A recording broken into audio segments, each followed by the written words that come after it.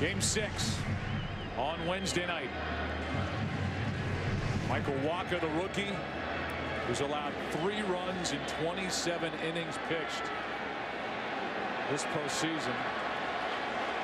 One of the world's greatest paper airplanes made it all the way near the pitcher's mound to momentarily break the concentration of John Lester, who goes to pick it up.